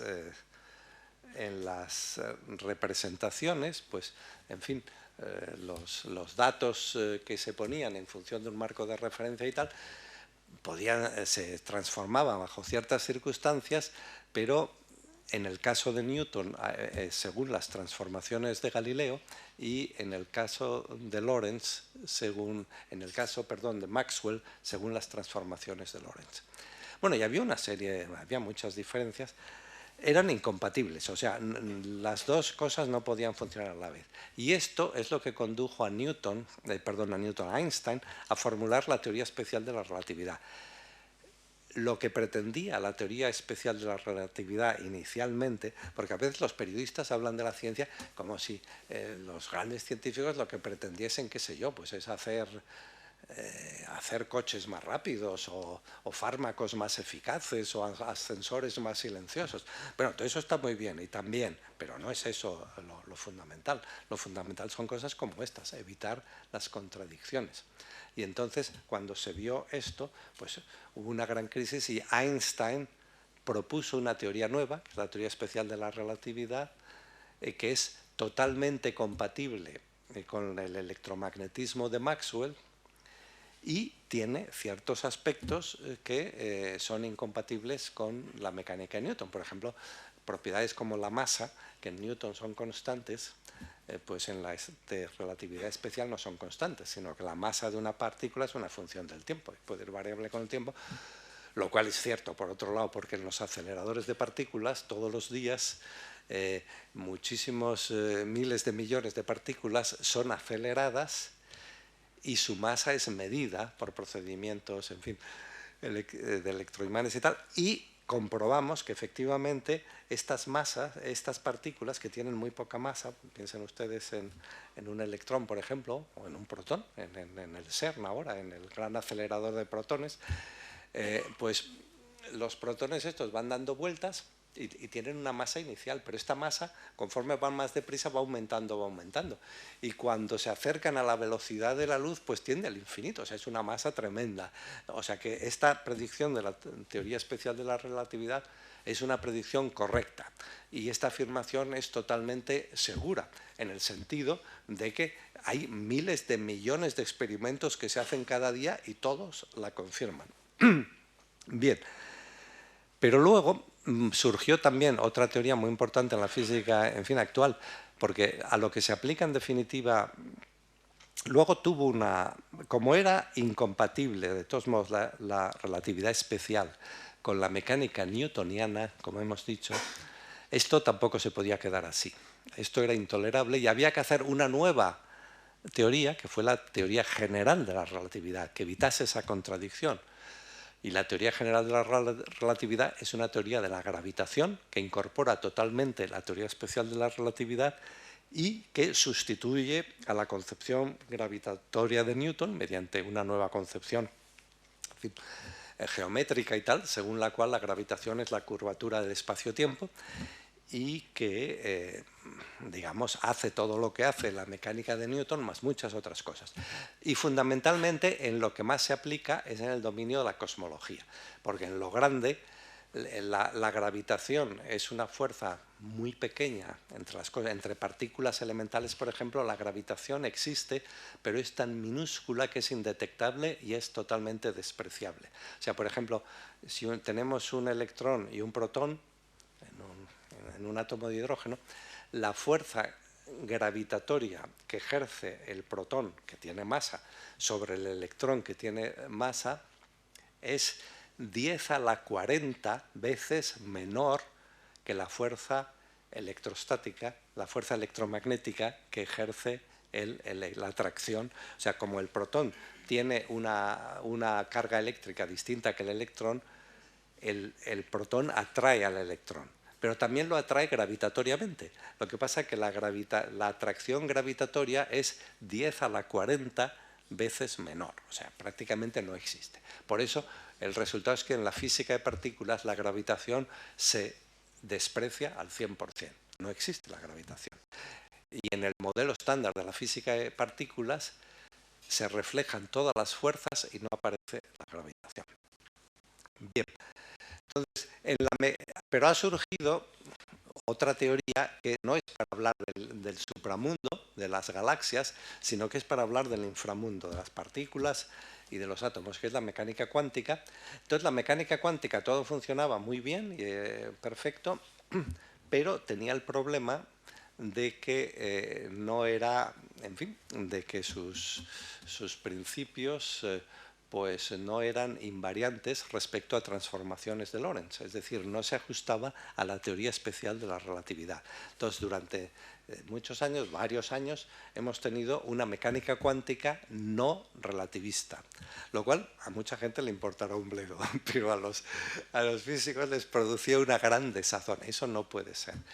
Y entonces, pues, todos los estaban dándole vueltas cómo esto se podía solucionar, y esto se solucionó. Y el primero que fue Dirac, y luego otros muchos que vinieron detrás, y esto ha conducido a la mecánica cuántica relativista, que es lo que se llama la teoría cuántica de campos. Y entonces, como el mismo Weinberg, que es uno de sus principales desarrolladores, pues ha subrayado, y otros muchos, la teoría cuántica de campos puede definirse como la única manera de unir la mecánica cuántica con la relatividad especial sin que se produzcan contradicciones. Bien, bueno, todas estas cosas de las que estamos hablando, no voy a hablar más, pero si los de entre ustedes que sepan, en fin, tengan alguna noción de ciencia, saben que estas son cosas importantísimas. Estos son los núcleos duros de la ciencia. Y, por lo tanto, la importancia de la consistencia como idea reguladora pues es inmensa. El descubrimiento de la contradicción siempre produce una crisis profunda y nos induce a esforzarnos por encontrar o inventar una nueva y más satisfactoria, es decir, una nueva teoría consistente. Bueno, Aristóteles, que no distinguía entre filosofía y ciencia, para él eran ambas lo mismo, entre lo que sí distinguía es entre lo que él llamaba episteme, la ciencia demostrativa, y lo que él llamaba la mera opinión. Naturalmente, yo no los he visto, pero me parece que en España hay muchos programas de televisión de estos muy chungos que ve la gente muy analfabeta y tal, y que entonces ahí se dicen muchas meras opiniones que al parecer con frecuencia son incluso menos que opiniones, pero muy poca episteme, muy poca ciencia demostrativa. El primer científico en sentido actual de la palabra fue Galileo, porque la ciencia actual se caracteriza por dos cosas. Por un lado, por la precisión, es decir, por el uso continuo de la matemática para definir los conceptos y formular las tesis, y por otro lado con la contrastación empírica, es decir, que en la ciencia actual todo se matematiza y en la ciencia actual no se cree nada, ni existen las autoridades, ni existen los profetas, ni existe el libro maestro, sino la ciencia actual, pues cada uno dice lo que quiere y en cuanto uno dice una cosa, todos sus colegas se ponen a atacarle furiosamente y todo se contrasta empíricamente. Y Galileo fue el primero que combinó estas dos cosas, el matematizar sus tesis, por eso él decía estas cosas tan bonitas de que el universo es un libro que está escrito en signos matemáticos y tal, bueno, en metáforas, claro, esto es literatura, no ciencia, pero son bonitas. Pero él fue el primero que dio a sus hipótesis forma en matemática y el primero que hizo experimentos para contrastarlas, aunque se discute cuáles hizo y cuáles simplemente se los imaginó. Como lleva muerto mucho tiempo, es muy difícil saber las cosas a distancia. Entonces hay que distinguir también claramente la matemática pura, como he dicho antes, de la ciencia empírica. Pero en fin, aquí no voy a decir nada de la matemática pura, aunque la matemática pura es lo más bonito que hay, pero vamos a dejarla de lado. Entonces, Albert Einstein decía, en la medida en que las proposiciones de la matemática se refieren a la realidad, no son ciertas. Y en la medida en que son ciertas, no se refieren a la realidad. Por eso, en la matemática, todas las pruebas son para siempre, nunca cambia nada. En la matemática todo es sub specie eternitatis y en las matemáticas hay todo lo que queramos que haya. La matemática es un mundo invariable, un mundo perfecto, es un mundo divino, si quieren ustedes, pero no es un mundo real, empírico, cambiante. Es un mundo ficticio. O sea, en este sentido la matemática es algo que está a medio camino entre la ciencia y el arte. Es una creación perfecta y divina, muchísimo más perfecta que ninguna ciencia empírica, pero no nos dice nada acerca de la realidad. O sea, es cierto que la geometría euclídea dice ciertas cosas acerca de los ángulos y acerca de los triángulos y acerca de las distancias, etcétera. Pero eso lo dice acerca del espacio euclídeo, que es una estructura matemática. Y hay otros espacios matemáticos, hay una infinidad de espacios matemáticos de cualquier número de dimensiones, con cualquier número de curvaturas, con cualquier tipo de topologías. Estas cosas matemáticas hay todo. Y las estas cosas son ciertas dentro de las matemáticas.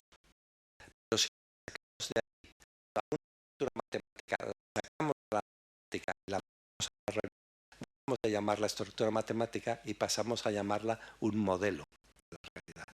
Y ahí ya se acabó la seguridad, se acabó la certeza, se acabó todo. Entonces, por ejemplo, una esfera euclídea es algo perfecto que nosotros conocemos perfectamente y tenemos miles de teoremas inmortales acerca de ella. La esfera euclídea. Pero si luego decimos, pues vamos a aplicar esta estructura tan bonita que es la esfera euclídea a la superficie terrestre, ahí empieza como el ruido este que hemos oído hace un momento, todo empieza a chirriar. Porque resulta que, no sé, que todos estos montes que hay aquí alrededor del COI, pues son parte de la corteza terrestre de la superficie y no son parte de la esfera euclídea. Incluso los coches que pasan, los pájaros que vuelan, las nubes, las gotas de agua. Y no solamente un coche es parte de la superficie, cuando el coche se mueve, pues la superficie de la Tierra va variando. Entonces la superficie de la Tierra es algo muchísimo más complicado. Entonces, a pesar de todo, es muy útil representar una esfera o mediante una estructura también sencilla, pero un poco más complicada, como un hiperboloide de revolución y tal. Pero esto nos sirve para muchas cosas. Nos sirve para calcular distancias. Si queremos ir en avión, no sé, de Valencia a Tokio, pues ¿cuál es la distancia? El piloto necesita saberlo, entre otras cosas, para cargar gasolina en el avión. Y esto lo podemos calcular muy bien.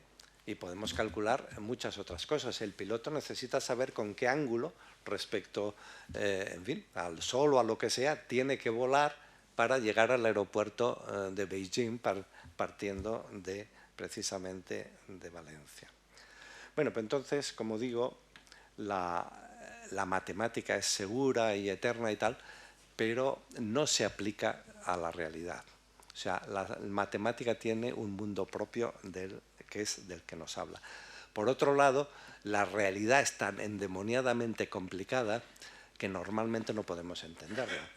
Y lo único que podemos hacer es aproximarnos a una comprensión. Y normalmente la mejor fuente de aproximación a la comprensión de parcelas de la realidad que tenemos es sacar del universo matemático, conjuntista, una estructura que se parezca en algunos aspectos y entonces decir, ya sabemos que esta realidad no es esta estructura matemática. De todos modos, apliquémosla y juguemos al juego de calcular y pensar como si fuera esa la realidad. Entonces obtenemos unos resultados que tienen unos errores. Si nosotros tenemos delante una tarea en la que el error máximo que nos podemos permitir es de 1/2 y obtenemos resultados con un error de un 0,1, pues ya nos va muy bien ese modelo.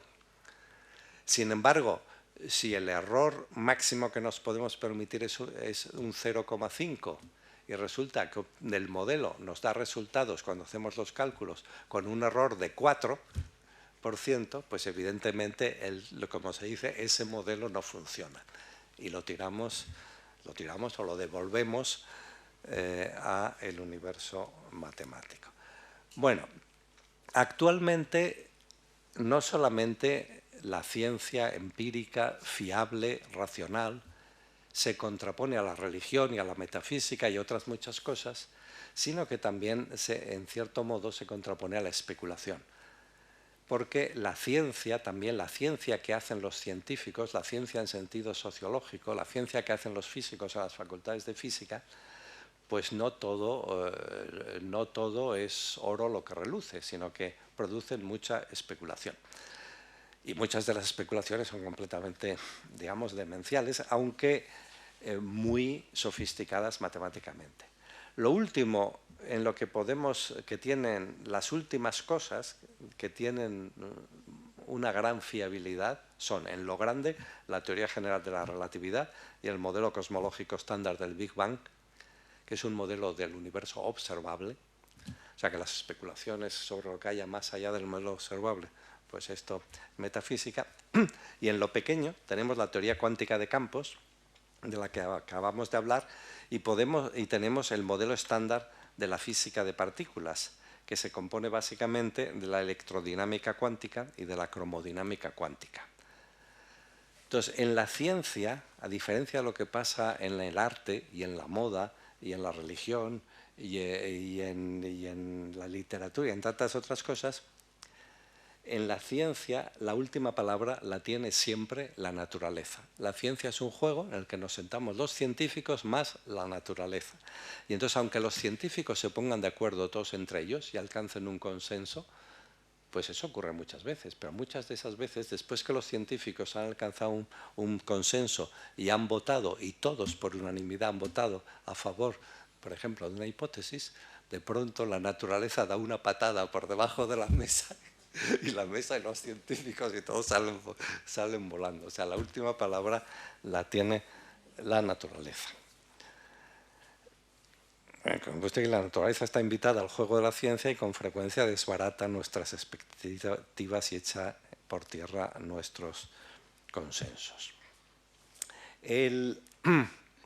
Por ejemplo, algunos casos cuando el universo dice que no, por ejemplo en cosmología, ahora pensamos, desde el año 1929 pensamos que el universo, lejos de ser un reloj como se pensaba antes, que en realidad lo que es una explosión. Ustedes conocen aquí los juegos artificiales que tanto les gustan a algunos valencianos y tal. Y pues esto, el universo es como unos fuegos artificiales. O sea, el universo es una explosión y, en especial, todas las distancias están aumentando de los sistemas que no están gravitatoriamente, digamos, enlazados.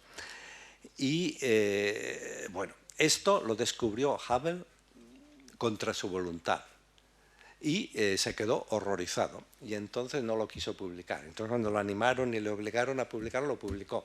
Pero entonces poniendo al final de su artículo, bueno, yo esto que digo aquí lo digo porque es los resultados que obtengo, que me hice el telescopio y las matemáticas y el espectroscopio, pero no me lo puedo creer, o sea que espero que en los próximos meses, pues o yo o alguien más se le ocurra cómo refutarlo.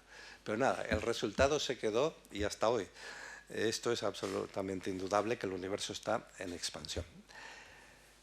Por otro lado, Arno Penzias y Robert Wilson descubrieron el fondo, la radiación cósmica de fondo, tratando de detectar, lo mismo que el ruido que hemos oído antes, pues oían en sus aparatos de radio una serie de interferencias, tratando de detectar de dónde venían. Finalmente vieron que estas interferencias venían de todas partes, o sea, venían de todas partes, del norte, del sur, del este, del oeste, de arriba, de abajo. Y esto es a lo que llamamos ahora en definitiva la radiación cósmica de fondo, que es un residuo enfriado hasta 3 grados Kelvin de una gran explosión a gran temperatura que hubo, en fin, digamos unos 300.000 años después del Big Bang, cuando el universo se hizo transparente para fotones, o sea, el universo ya era lo suficientemente menos denso que había sido al principio como para que los fotones pudiesen circular. Esto produjo una gran explosión y esta radiación cósmica de fondo queda. Pero esto pues, se descubrió contra la voluntad de todo el mundo y por chiripa. Más recientemente, a principios del siglo XXI, Sol Perlmutter y Brian Smith, Sol Perlmutter en California y Brian Smith en Australia, inventaron y consiguieron mediciones muy precisas de las supernovas de tipo A1 en galaxias lejanas, y entonces pudieron por primera vez medir la distancia de estas galaxias, lo cual no concordaba con nuestras nociones anteriores y solo podía explicarse si la expansión del universo estaba acelerándose. Si ustedes ven todos los libros de texto de astronomía y de física y tal, de finales del siglo XX, en todos se dice que el universo está en expansión, porque eso nadie lo dudaba, pero que esa expansión está disminuyendo porque la atracción gravitatoria entre las masas la va frenando. Bueno, pues resulta que no, que al contrario, que esta expansión se está acelerando. Esto es, bueno, podría ser como lo de la Santísima Trinidad, que no se entendería. Pero entonces lo que se hizo, como en el caso de la materia oscura, lo que se hizo es introducir una cosa que no se sabe lo que es, pero que es la energía oscura. Pero esto de la energía oscura sería aquella fuerza de la que no sabemos prácticamente nada, pero aquella fuerza que empujaría a las galaxias a alejarse unas de otras más de lo que la atracción las atrae, con lo cual la aceleración del universo no solo no se frenaría, sino que estaría aumentando constantemente, con lo cual naturalmente llegará un momento en que la expansión será tan grande que todo estará tan lejos de tan todo que no se verá nada. Será imposible hacer astronomía, porque cuando, bueno, suponiendo que es una suposición absurda que todavía haya seres humanos o que exista el planeta Tierra, en fin, aunque los hubiera, si mirasen el cielo no verían absolutamente nada, porque el cielo estaría absolutamente vacío. Este es un telescopio, aquí tienen ustedes a Hubble, que es el que descubrió, bueno, muchísimas cosas. Por ejemplo, Hubble descubrió que nuestra galaxia no es la única que hay en el universo, sino que es una más entre los muchos miles de millones de galaxias, y también descubrió que el universo está en fin, que vemos, está en expansión. Y estos son Wilson y tal, estos que descubrieron la radiación cósmica de fondo. Y este señor que está subido a una escalera es Perlmutter en la Universidad de California en Berkeley. Antes los fotógrafos hacían fotos más sencillas, digamos. Este ya pues tenía un fotógrafo profesional y un experto de marketing que le indicaba cómo tenía que sentarse para hacer la foto. Y bueno, pues entonces, para terminar, pensamos nosotros que en la ciencia hay siempre, la ciencia empírica, la ciencia en general, es una función del tiempo. La ciencia en un momento dado, pues tiene para las cosas importantes un modelo estándar que resume lo que se sabe fiablemente en ese momento sobre eso. O sea, el modelo estándar está constituido, puesto aquí, por una serie de teorías bien establecidas y consistentes entre sí, que permiten explicar gran parte de los datos observados, así como predecir nuevos resultados empíricos antes no detectados. Ningún dato conocido contradice las consecuencias del modelo estándar, y el modelo estándar es lo que subyace tanto a la investigación científica como a la enseñanza universitaria, los libros de texto, a las aplicaciones tecnológicas, etc. Entonces, ¿qué es un modelo? Un modelo es una máquina para generar respuestas a las preguntas que nos hacemos acerca de algo. El modelo estándar determina las respuestas que da la ciencia a esas preguntas en un momento dado. Pero fuera del modelo estándar, los científicos creativos e imaginativos y audaces proponen nuevas teorías especulativas, hipótesis, bueno, repito, audaces, pero ayunas de contrastación y con frecuencia incompatibles entre sí. Sus promotores tratan de desarrollarlas y de obtener de ellas predicciones o aplicaciones novedosas. Si tienen éxito en el futuro, la teoría pasará a incorporarse al modelo estándar, que sufrirá los ajustes necesarios. Y el modelo estándar de la física de partículas, que responde a nivel actual a aquello que nos preguntamos de qué había, recuerden ustedes, los que sean filósofos o sepan algo de filosofía, que la primera pregunta de todas las que se han planteado los filósofos, la pregunta con la que nació la filosofía, mucho anterior a cualquier otra pregunta filosófica, fue la pregunta de qué están hechas todas las cosas. Los primeros filósofos de los que tenemos noticias, todos trataron de responder a esa pregunta, ¿de qué están hechas todas las cosas? Pues a nivel actual, la respuesta que podemos dar es que todas las cosas están hechas, bueno, en definitiva, el universo es heterogéneo, es decir, la realidad es heterogénea, la realidad no es igual en todas partes, y los diversos aspectos de la realidad los describen unas cosas que se llaman los campos. Los campos son, en fin, su representación matemática es una función que a cada punto del espacio-tiempo le asigna un número, si es un campo escalar o un vector, si es vectorial, o un tensor, si es tensorial. Digamos, para no complicarnos la vida, un número. Le asigna un número. Entonces, un campo puede tener números distintos en puntos distintos. Esto significa que se dice que tiene intensidades distintas, e incluso cuando la intensidad crece, entonces dice que el campo se excita. Bueno, hay muchas maneras de excitarse, el campo pues es muy suyo y se excita de una manera peculiar. Y entonces, ¿qué son las excitaciones del campo? Pues son lo que nosotros llamamos las partículas. O sea, una partícula es una excitación del campo. Por ejemplo, ¿qué es un electrón? Nosotros pensamos que hay un campo, o sea, pensamos que los electrones están en todas partes, todo está lleno de electrones, en todas partes. Lo que pasa es que con intensidades distintas. Y hay sitios en que se excita el campo y entonces son los sitios donde están los electrones. Y entonces los electrones son excitaciones del campo este. Y si hablamos de un quark no sé qué, pues este quark tiene su campo y los quarks estos son las excitaciones de este campo. Bueno, entonces lo que hay en el mundo pues son básicamente campos. Estos campos son descritos por la teoría cuántica de campos y dan lugar a estas excitaciones suyas que son las partículas. Y estas partículas interaccionan entre sí en unos sistemas mediante una serie de fuerzas. Y estas fuerzas están a su vez también mediadas por otras partículas, que son los bosones. Y estas fuerzas pues, son, por ejemplo, la gravitación, la gravedad, por ejemplo la fuerza electromagnética, la fuerza nuclear, la interacción nuclear fuerte, la débil, que es la que explica la desintegración, en fin, de los elementos radiactivos, etc. Y también incorpora 61 partículas elementales, a los que corresponden otros tantos campos, claro, que son 48 fermiones, que son la materia normal, es decir, que son los quarks, que hay quarks de 6 sabores y de 3 colores, por lo tanto nos dan 18, y 6 leptones, que son los electrones y los muones y tal. Y también hay 13 bosones Gates, que son los que producen, si quieren ustedes, las fuerzas, los que median las fuerzas.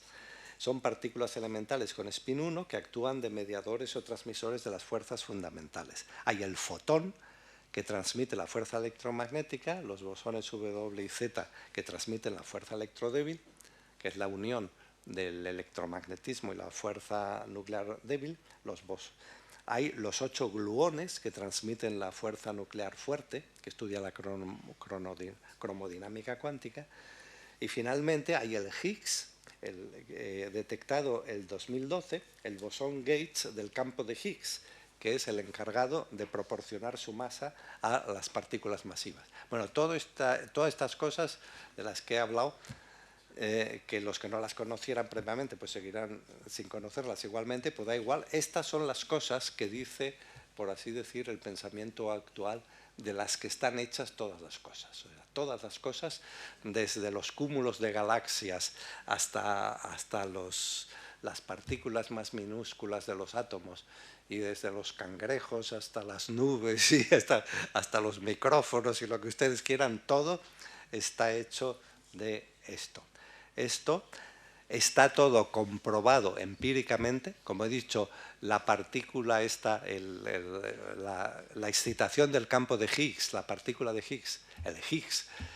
Esto pues no nos fiábamos de ello, ni lo que yo no me lo creía, hasta el año 12, en que se detectó experimentalmente. Y naturalmente, si seguimos, por así decir, lo que va ocurriendo en los dominios del saber, pues nuestras creencias no pueden ser estáticas, tienen que ir variando constantemente conforme vamos obteniendo nuevos datos, y entonces los datos que nos condujeron a admitir esto, por ejemplo, pues se han obtenido mediante choques de protones acelerados acerca de la velocidad de la luz.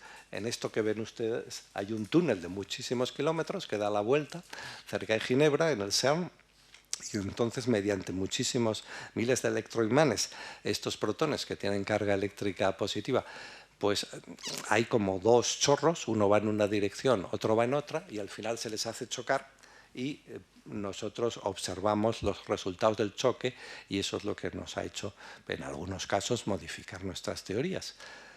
Bueno, entonces hay criterios filosóficos sobre lo que hay que aceptar, como el verificacionista, lo que se verifica, como el falsificacionista de Popper, que dice que lo importante no es lo que podamos verificar, sino que lo que decimos se pueda refutar o falsificar. Y en definitiva, pues son los sitios estos, bueno, esto porque son 2 observatorios en los que yo he estado recientemente y tal, charlando. Este es el Cerro Paranal, en el norte de Chile, que son 4 grandes, enormes telescopios que trabajan en interferometría, como si fueran uno solo. Y esto es el que es ahora el mayor radiotelescopio del mundo, y que es el último grito, que está a 5.500 metros de altura por encima del desierto de Atacama. Bueno, esto solo para decir que todas estas teorías tan abstractas, sí, son muy abstractas, pero no son meras especulaciones, sino todas ellas tienen un sustrato empírico fuertísimo y están apoyadas por muchísimos datos. Por eso no forman parte de la nube de especulaciones que rodea la ciencia teórica, sino forman parte de su núcleo duro, de su modelo estándar. Bueno, les he hablado de la religión y les he hablado de la ciencia. Como ven ustedes, son 2 cosas bastante distintas, y son, en cierto modo, a nivel de la historia de la cultura, como 2 estadios, en definitiva, del esfuerzo humano por entender el mundo que le rodea, por reducir la ansiedad que nos produce la ignorancia, y bueno, en este esfuerzo constante, pues bueno, la religión ha sido un cierto progreso que nos ha permitido, digamos, calmarnos un poco y empezar a dar algún tipo de explicaciones, por falsas que fueran, y luego hemos ido mejorando esas explicaciones y hemos llegado a nuestro tiempo, en que naturalmente la religión no tiene ningún sentido, solo sirve para hacer terroristas y cosas por el estilo, sino que el conocimiento de la realidad que nos lo proporciona es la ciencia. Y bueno, esto es algo, en definitiva, que me parece que es muy bueno, pero de todos modos la religión no deja de ser interesante y ha contribuido mucho, por ejemplo, a la historia del arte. O sea, si uno va a ver un museo, o si uno va a ver una catedral, o va a ver un monasterio, si no sabe nada de religión no entiende nada. Entonces uno tiene que conocer un poco Y aparte de esto, pues muchos libros religiosos, incluida la Biblia y incluidos los libros de las otras religiones. No todo, porque también hay mucho rollo, pero hay algunas partes que son muy bonitas de leer, o sea, son muy buena literatura. Y hay una música que ha tenido una inspiración religiosa, pues que es muy buena música también, evidentemente. En fin, la pasión de Händel pues es algo formidable. Pues muy bien, gracias por su atención.